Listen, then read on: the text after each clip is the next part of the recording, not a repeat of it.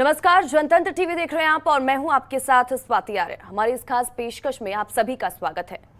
Supreme court ने एक अहम फैसले में कहा है कि अगर कोई पुरुष या महिला लंबे समय तक साथ रहते हैं तो कानून के अनुसार इसे विवाह जैसा ही माना जाएगा और उनके बेटे को पैतृक संपत्तियों में हिस्सेदारी से वंचित नहीं किया जा सकता। सुप्रीम कोर्ट का यह फैसला केरल हाई कोर्ट के 2009 के उस फैसले के खिलाफ अपील पर आया है जिसमें एक पुरुष और महिला के बीच लंबे समय तक चले रिश्ते के बाद पैदा हुई संतान के वारिसों को पैतृक संपत्तियों में हिस्सा देने संबंधी निचली अदालत के आदेश को खारिज कर दिया गया था। दरअसल ये मामला पिछले 40 साल से अदालतों में चक्कर काट रहा था। पहले लोअर कोर्ट ने फैसले में कहा था कि लंबे समय तक पति पत्नी की तरह साथ रहने वाले कपल यानी कि जो लोग लिव इन रिलेशनशिप में रहते हैं उनके बेटे को पारिवारिक संपत्ति में हिस्सेदार माना जाना चाहिए, लेकिन हाई कोर्ट इससे सहमत नहीं हुआ और फैसला पलटते हुए ट्रायल कोर्ट से फिर से सुनवाई करने को कहा। इस डिमांड ऑर्डर को सुप्रीम कोर्ट में चुनौती दी गई जिसने हाई कोर्ट से ही मामले में फैसला देने को कहा। हाई कोर्ट अपने पहले के फैसले पर कायम रहा जिसके बाद मामला सुप्रीम कोर्ट तक पहुंचा। तो देखिए, आज इसी मुद्दे पर हम बातचीत करेंगे कि दरअसल लिव इन रिलेशनशिप क्या है और अब जो नया कानून आया है उसके तहत क्या कुछ इस लिव इन रिलेशनशिप के को लेकर कहा जाता है।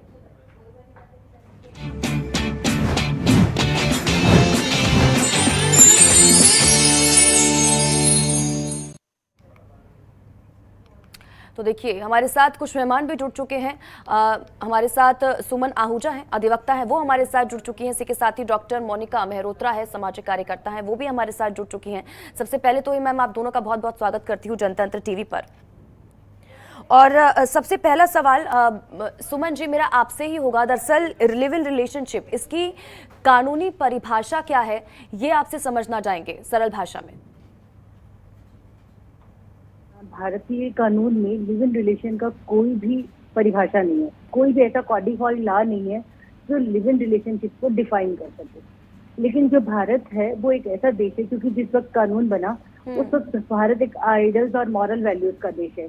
वो विवाह जैसी संस्था में, विवाह जैसी परंपराओं में विश्वास करता है, लेकिन परिवर्तन संसार का नियम है। अब आजकल आप देख रहे हो कि जो बच्चे हैं, युवा बच्चे हैं, वो पाश्चात्य संस्कृति की तरफ दौड़ रहे हैं और दिन पर दिन बढ़ते केसेस को देखकर उन लोगों को लगता है कि एक एक्सपेरिमेंट है कि पहले जिस इंसान के साथ हमें जीवन गुजारना है, क्यों ना आप उस इंसान के साथ कुछ साल रहकर देख लें, ताकि भविष्य में हमें तलाक जैसी परिस्थितियां हमारे सामने ना आए। तो लिव इन रिलेशनशिप जैसी परंपरा मेट्रो सिटीज से लेकर आज छोटे शहरों तक पहुंच चुकी है कि वो परिस्थितियां जिन लोगों ने अपने माँ बाप को डाइवोर्स की पीड़ा से देखा या घरेलू हिंसा जैसी स्थितियों में देखा, तब उन स्थितियों से निकलकर लिव इन रिलेशनशिप जैसी परंपरा एक हमारे सामने आ रही है। लेकिन इसको लेकर कोई भी कॉडिफाइड लॉ नहीं है। लेकिन live in relationship is not any offence, ये कोई ऑफेंस भी नहीं है। जो दो लोग, जिस तरह से एडल्ट्री को लेकर हमारा कानून कहता है कि दो लोग जो बालिग हैं अपनी इच्छा से संबंध बना सकते हैं, उसी तरह से दो बालिग लोग अपनी इच्छा से एक साथ एक ही छत परिसर के नीचे एक लंबे समय तक रह सकते हैं। और वो रिश्ता अगर इन नेचर ऑफ मैरिज होगा तो उसे एक विवाह ही माना जाएगा। भले ही उस विवाह में उन्होंने सप्तपदी के फेरे लिए हैं या विवाह जैसी परंपराओं को माना है या नहीं माना है, लेकिन अगर वो लंबे समय तक एक साथ एक ही छत पे पति पत्नी की तरह रहते हैं तो उसे विवाह ही माना जाएगा। और वही अधिकार उस संतान को मिलेंगे जो उस रिलेशनशिप से पैदा होगी और उसे उस पर पैतृक संपत्ति है। जिस तरह से एक माँ की प्रॉपर्टी पर तो उस बच्चे का हक था ही था, परंतु यदि किसी परिस्थितिवश पिता उसे अपना हक देने से इनकार कर देता है तो सुप्रीम कोर्ट की इस जजमेंट ने ये निश्चित कर दिया है कि उसकी पैटर्निटी के हिसाब से उस बच्चे को उसकी पैतृक संपत्ति पर भी अधिकार मिलेगा। बिल्कुल। अब ठीक है सुमन जी, लौटूंगी आपके पास। डॉक्टर मोनिका जी, देखिए अब जो नया कानून आया है, क्योंकि इससे पहले ये होता था, क्योंकि हम इससे पहले जब बात कर रहे थे केरल की, क्योंकि 2009 से वो मामला क्योंकि 40 साल खींचते खींचते अब देखिए इस मोड़ पर पहुंचा जब सुप्रीम कोर्ट ने इसमें दखल दिया, सुप्रीम कोर्ट की तरफ से फैसला आया, तब ये सुप्रीम कोर्ट की तरफ से कहा गया कि लिव इन रिलेशनशिप में रहने वाले कपल से जो भी अगर बच्चा होगा उसको पैतृक संपत्ति में हक दिया जाएगा। लेकिन देखिए, अब मैं ये जानना चाहती हूँ, आपके पास बहुत सारे ऐसे केसेस आते होंगे मोनिका जी, लिव रिलेशनशिप की जहां हम बात करते हैं, पहले के मुकाबले अब, क्योंकि देखिए हम मेट्रो सिटीज का रुख करते हैं, बहुत सारे ऐसे यंगस्टर्स हैं जिस तरह से सुमन जी बता रही हैं कि बहुत नॉर्मल आजकल ये चलन हो चुका है कि शादी से पहले अगर लड़का लड़की साथ रह लेते हैं, उन्हें एक दूसरे के बारे में ज़्यादा एक दूसरे को समझने में बेहतर आसानी होती है, तभी वो ये डिसीजन लेते हैं कि आगे चलकर हमें शादी करनी है या फिर नहीं करनी है। ऐसे मामलों की अगर हम रेशो देखें वो कितना बड़ा है अगर आज की तारीख की हम बात करते हैं तो? रेशियो की बात करूं तो जैसा कि सुमन जी ने भी बताया है कि अडल्ट है, अगर लड़का 21 वर्ष की आयु के से ज्यादा है और लड़की 18 वर्ष की आयु से ज्यादा है और अगर वो साथ साथ रहने का डिसीजन लेते हैं, उनको ये लगता है कि भाई हम दोनों एक दूसरे के साथ रह सकते हैं और एक दूसरे के साथ निभा सकते हैं, तो वो रहते हैं। और कई बार ये चैलेंजिंग भी होता है, छोड़ भी देते हैं, पाश्चात्य संस्कृति से आता है। लेकिन हमारे देश में ये जो चलन है ये दूसरी मैरिज को लेके, मतलब एक वाइफ पहले से ही है और पुरुष क्या करता है, वो पहली बीवी को बताता ही नहीं है और वो दूसरी महिला से शादी कर लेता है। ये भी हिंदू मैरिज एक्ट नहीं कहता कि बिना तलाक लिए आप किसी कोई दूसरी महिला से शादी आप नहीं कर सकते। ये भी तो इस तरह का, मतलब अगर आप रेशियो की बात कर रही है तो भारतवर्ष में ये रेशियो ज्यादा है कि एक पुरुष के 2-2, 3-3 महिलाओं से संबंध है बिना पहली पत्नी की परमिशन के। तो ये भी तो एक तरह से लिविंग रिलेशनशिप हुआ, जिसको हम परसेंटेज में नहीं आंक रहे हैं, जिसको मतलब पहली पत्नी ने बड़ी सहजता से स्वीकार कर लिया, ठीक है। मुद्दा कब आता है, परेशानी कब उत्पन्न होती है, जब पति की मृत्यु हो जाती है तो जो दूसरी पत्नी होती है वो अपना अधिकार मांगने जाती है। कई सारे ऐसे केसेस हैं, मैं भी आपको कुछ केसेस के बारे में बताऊंगी, जब वो कहती है कि भाई मेरे पति ने ये जो जमीन थी वो मेरे लिए ली, तो वो कहती है भाई मैं पहली पत्नी हूँ, मैंने तो डिवोर्स दिया नहीं, तुम कहाँ से आ गई। तो ऐसे ना जाने अनगिनत केस उसमें दर्ज हैं और वो उसके लंबे समय से उसकी तहरीर और चल रही है, उसका कोई मतलब और कोई अभी तक कहते कभी कभी निकल जाता है आंसर और कभी कभी नहीं निकलता है। तो ये भी एक तरह का लिविंग रिलेशनशिप ही है, क्योंकि वो भी कानूनन नहीं है। तो गैर कानूनी तरीके से अगर हम बात करें रहना, तो वो लिविंग रिलेशनशिप कह लीजिए या कुछ और कह लीजिए, लेकिन परसेंटेज उसके कल भी थे, आज भी हैं। हाँ, आज मैं आपको एक और बात बताऊं, आजकल के जो बच्चे हैं जिसको हम कह रहे हैं कि पाश्चात्य सभ्यता और उसे ज्यादा वो एक तरह से प्रलोभित है और एक तरह से उसको ज्यादा जान रहे हैं, वो इस चीज को बहुत अच्छे से जानते हैं। एक बात बताइए, बच्चा अपनी मर्जी से आता है क्या? बिल्कुल, बच्चा हमारी मर्जी से आता है। इनफैक्ट शादीशुदा कपल्स भी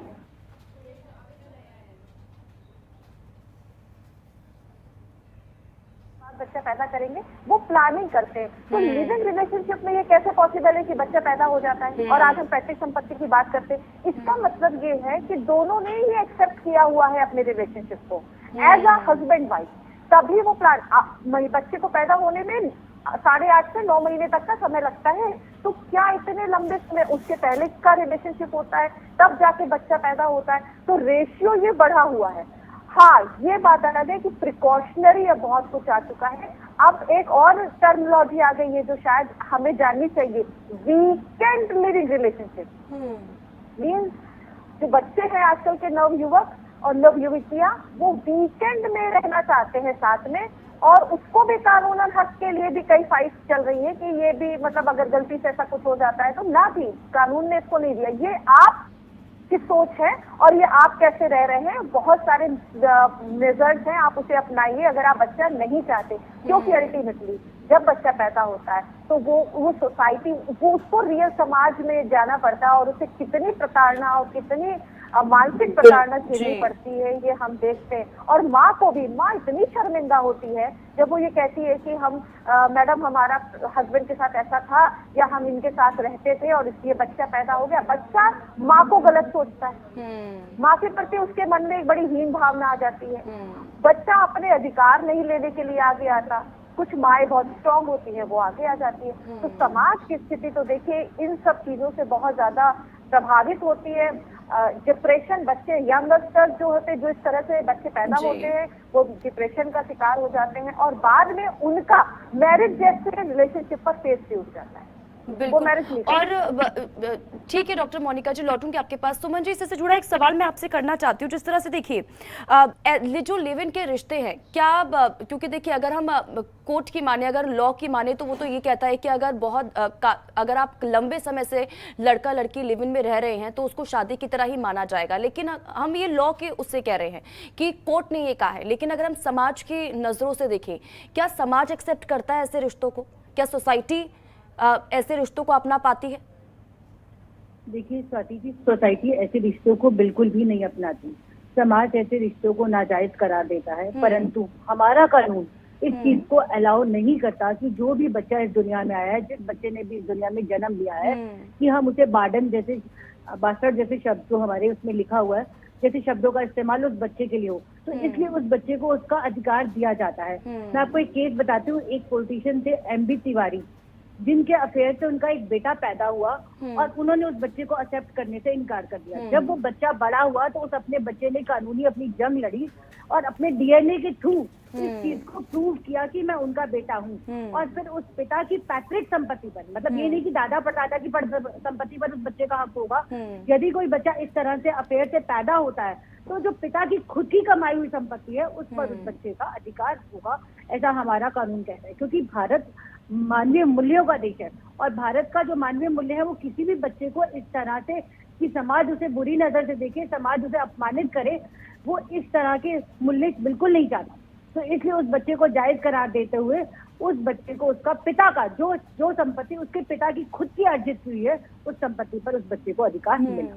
लेकिन सुमन जी और डॉक्टर मोनिका जी, ये मेरा अगला सवाल दोनों से ही होगा। देखिए ऐसे तो, क्योंकि अब देखिए कोर्ट की तरफ से ये बोल दिया गया कि जो लिव इन रिलेशनशिप में अगर कोई बच्चा पैदा होता है तो पैतृक संपत्ति में उसका हक होगा।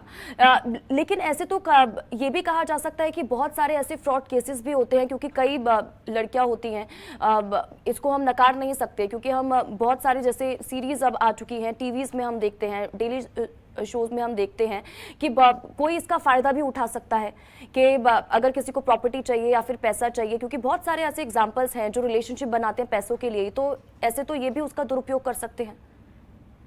बिल्कुल स्वाति जी, इसके लिए हमारा कानून क्या कहता है, जिस तरह से हमारा कानून मेंटेनेंस और सारी चीजें अवेल कराता है, लेकिन कानून का जो लोग दुरुपयोग करते हैं उनके लिए ये प्रोसीजर है कि जो हमारा एविडेंस एक्ट 112 कहता है कि अगर किसी शादी के दौरान अगर आपकी मैरिज हो गई और आपके फर्स्ट हस्बैंड की डेथ हो गई है और आप प्रेग्नेंट थे और 260 दिन तक 260 दिन के अगर अंदर वो बच्चा हुआ है, डाइवोर्स के बाद या डेथ के बाद 260 दिन के अंदर अगर वो बच्चा पैदा हुआ है तो उस बच्चे का पिता वही कहलाएगा। दूसरी बात ये कि जब ऐसी परिस्थितियां आती है कि जिस तरह से आपको लगता है कि फ्रॉड जैसी परिस्थितियां, वैसे आसानी से कोर्ट कभी भी DNA के लिए अलाउ नहीं करती, लेकिन अगर सामने वाला व्यक्ति बार बार यही कहता है कि मेरा इस महिला से कोई सरोकार नहीं है, मैं इस महिला से परिचित भी नहीं हूँ, ये इस तरह के भ्रम फैला रही है, तो ऐसी परिस्थिति में महिला सुप्रीम कोर्ट या कोई भी कोर्ट DNA का आदेश देती है और DNA से पूरी की पूरी परिस्थितियां साफ हो जाती हैं कि यह बच्चा उसका है या नहीं। ठीक है डॉक्टर मोनिका जी, आप इसको लेकर क्या कहेंगे कि आपके पास ऐसा अभी तक कोई आपने केस देखा है या इससे जुड़े कोई केसेस आपके पास आते हैं? पुरुष वर्ग सामने कम ही आ पाता है, महिलाएं ज्यादा आती हैं। पुरुष जब भी सामने आता है तो वो इस चीज को ये बात कहता है कि नहीं, हम तो बस 2 ही बार इनसे मिले थे, 3 ही बार मिले थे, तो फिर बहुत सारी बातें आती, क्योंकि हम जैसे लोगों के पास वो सारे केसेस बहुत कम ही आते हैं जो एक कहते हैं ना कि जैसे हम कोर्ट में ले जा पाए। हम ये कोशिश करते हैं कि हम राउंड द टेबल इस चीज को संभाल पाए और समझा पाए। तो सबसे पहली बात तो मैं यही बताती हूँ कि जो भी बच्चा आने वाला है उसे लव चाइल्ड कहा जाता है, प्यार का बच्चा, प्यारा बच्चा जिसे बोलते हैं उसे कहा जाता है। और ये हर पिता और हर माँ जानती है कि वो किसका बच्चा है। मतलब बाप की पहचान माँ से बेहतर कोई नहीं करा सकता। अगर माँ बार बार ये कह रही है कि ये बच्चा तुम्हारा ही है और तुम उससे कह रहे हो कि बाबा ये बच्चा मेरा नहीं, तो कहीं ना कहीं आप उसके चरित्र पर उंगली उठा रहे हो। वो बार बार आप उसके बारे में बोल रहे हो कि भाई इससे मेरा ही रिलेशनशिप नहीं है, ये कई और रिलेशनशिप में भी है। तो इस तरह की चीजें हमारे सामने आती हैं स्वाति, ऐसा नहीं है कि कोई नई बात है। प्रॉब्लम और भी आती है, जैसे कौन सी जाति एक्सेप्ट करेगा, माँ की जाति एक्सेप्ट करेगा या पिता की जाति एक्सेप्ट करेगा बच्चा। तो मैक्सिमम केसेस में यही होता है कि बच्चे की खुद की चॉइस होती है। समय के बाद 7 साल के बाद बच्चा वो खुद डिसाइड कर सकता है कि वो माँ की जाति को अपनाता है या पिता की जाति को अपनाता है। एक केस मेरे पास आया, वो मैं जरूर यहाँ पर बताना चाहूंगी। काफी साल तक दबा के रखा गया केस को। जब उसको मतलब लिविंग रिलेशनशिप में रहते थे, 2-4 साल तक वो रहे, उससे एक बच्ची पैदा हुई। जैसे बेटी पैदा हुई, जो पति था, मतलब जो भी पुरुष था, वो छोड़कर चला गया। माँ की को कुछ एक बहुत गहन बीमारी हो गई। लखनऊ का केस है ये, अभी ये उजागर भी इसके उस समय के करीब में मतलब न्यूज़पेपर में भी आया था।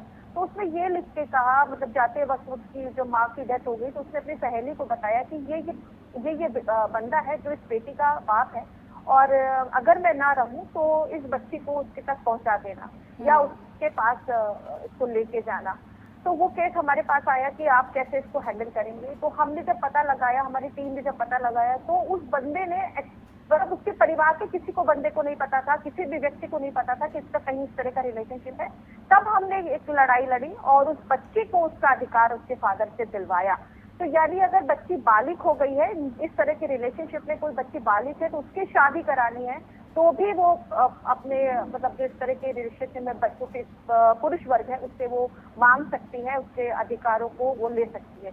बट निश्चित रूप से सामाजिक रूप में हमने देखा है बहुत तिरस्कार होता है। भारत में आज भी इस परंपरा को बड़ी सहृदयता से नहीं अपनाया गया।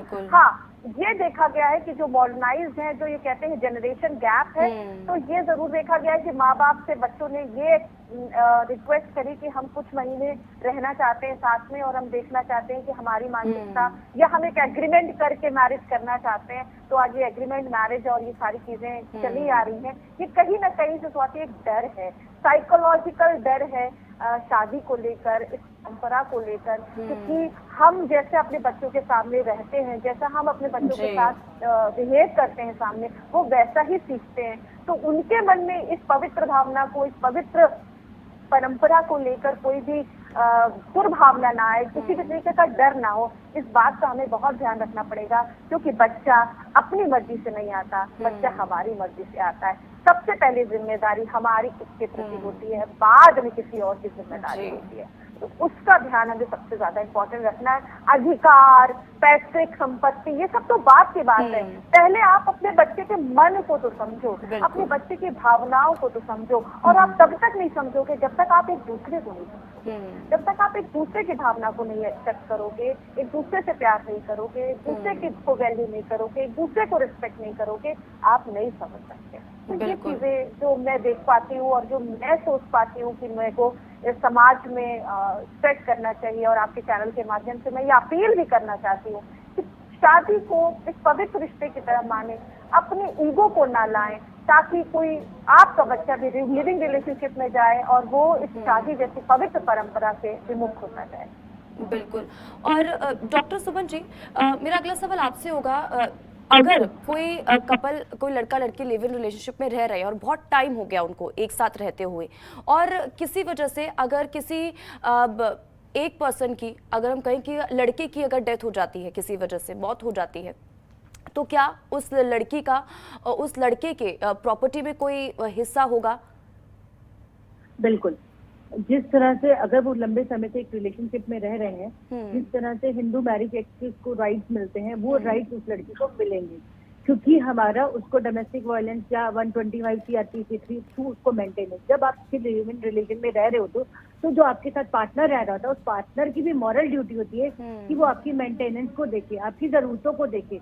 उसके जाने के बाद उसके परिवार की जिम्मेदारी है कि उस लड़की की जो प्रॉपर्टी है वो तो उस बच्ची को मिलेगी ही मिलेगी, और उसके परिवार की भी जिम्मेदारी है कि यदि उस लिव इन रिलेशनशिप से कोई संतान पैदा हुई है तो वो संतान की लुक आफ्टर करे, उसको टेक केयर करे। और दूसरी चीज, अभी मोनिका जी की बात में मैं एक बात और एड ऑन करूंगी, जो बच्चे लिव इन से पैदा होते हैं और जब सिंगल पेरेंटिंग होती है, जो अपब्रिंगिंग होती है, तो उन बच्चों के अंदर देखा गया कि डिप्रेशन बहुत ज्यादा होता है, क्योंकि सिंगल पेरेंटिंग बहुत मुश्किल होती है, क्योंकि समाज उन्हें इतनी उपेक्षा और इतना उपहास कर देता है।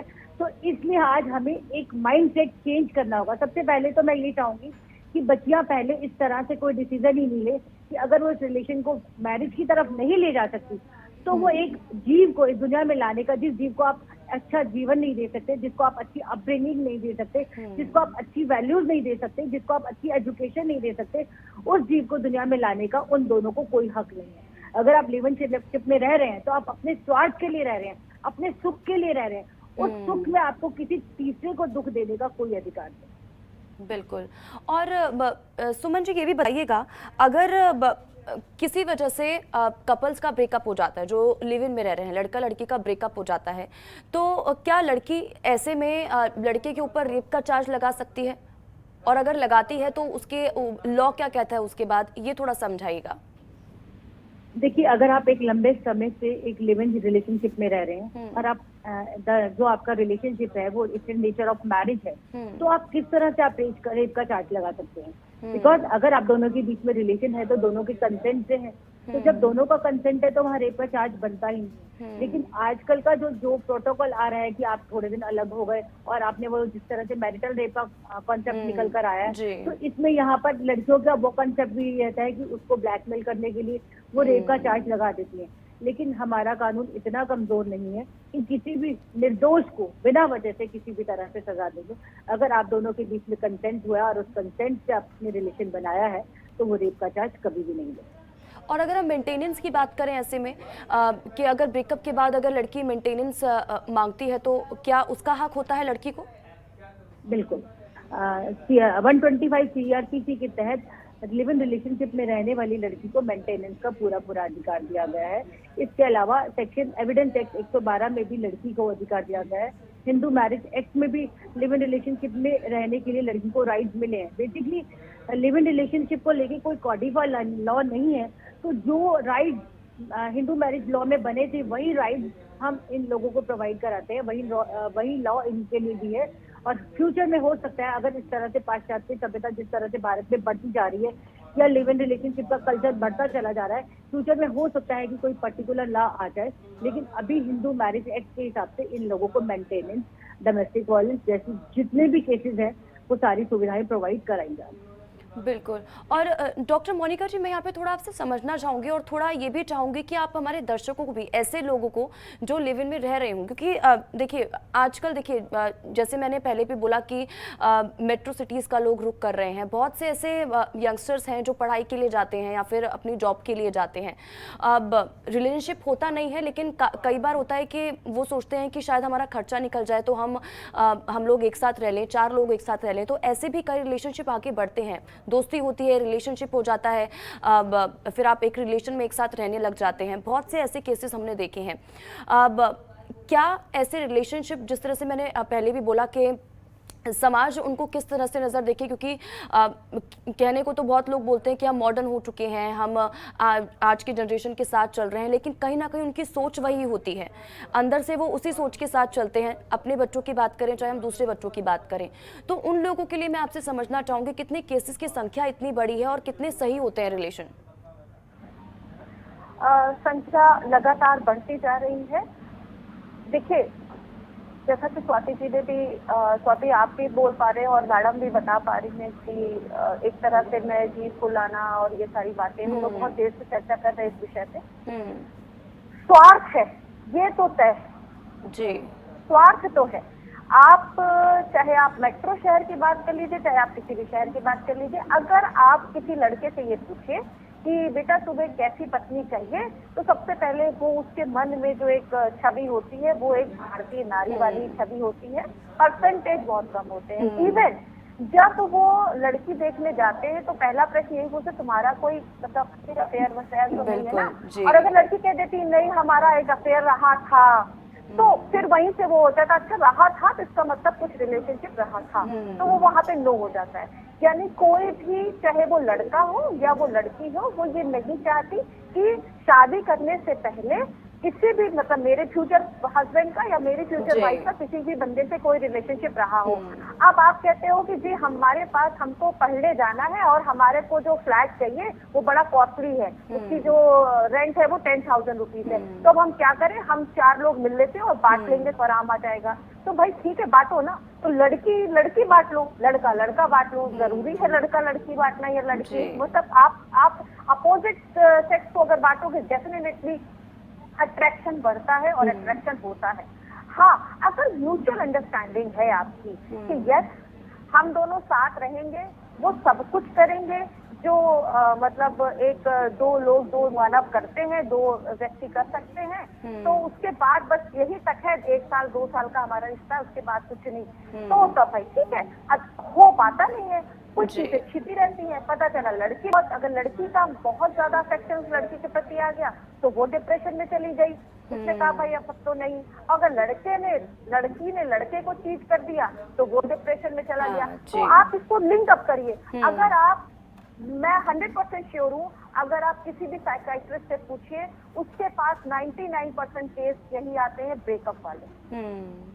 वो ये कहते हैं कि भाई हम साथ रहते थे और अचानक अलग हो गए, अब हमारा ब्रेकअप हो गया। तो ये तो नंबर ऑफ केसेस दिन पर दिन इंक्रीज हो रहे हैं। यंगस्टर्स में ना तो एक्सेप्ट करने की पावर बहुत ज्यादा अच्छी बची है, और समाज, परिवार, हमारा भारत देश अभी भी इस तरह की चीजों को एक्सेप्ट नहीं कर पाया है, क्योंकि अभी हमारी संस्कृति वैसी नहीं है कि हम एक पुरुष के साथ 2-2, 3-3 महिलाओं को देख पाए, या एक पुरुष के साथ 4-4 बच्चों को देख पाए। तो ये चीजें ठीक है डॉक्टर मोनिका जी, समय कम है इसलिए मुझे यहाँ पर चर्चा को रोकना पड़ेगा। सुमन जी, आपका बहुत बहुत शुक्रिया हमारे साथ जुड़ने के लिए, और डॉक्टर मोनिका जी आपका भी बहुत बहुत शुक्रिया इन तमाम बातचीत के लिए और हमारे साथ जुड़ने के लिए। तो लिव इन रिलेशनशिप क्या होता है और ये वैध कब माना जाता है, लॉ इसको लेकर क्या कहता है, अगर लिव इन रिलेशनशिप से कोई बच्चा पैदा होता है तो उसके लिए हमारा लॉ क्या कहता है, और क्या चीज़ें इसमें आगे होनी चाहिए। साथ ही साथ लिव इन रिलेशनशिप में अगर ब्रेकअप हो जाता है तो उसके बाद क्या मेंटेनेंस के चार्ज लगते हैं, या फिर जो प्रक्रिया होती है वो किस तरह से होती है, तमाम चीज़ों को लेकर आज हम बातचीत कर रहे थे। इसी के साथ ही हमारे खास चर्चा में फिलहाल इतना ही। आप बन रहे हमारे साथ। नमस्कार। खबरों के निष्पक्ष विश्लेषण के लिए सब्सक्राइब करें Jantantra TV and press the bell icon. Never miss any update.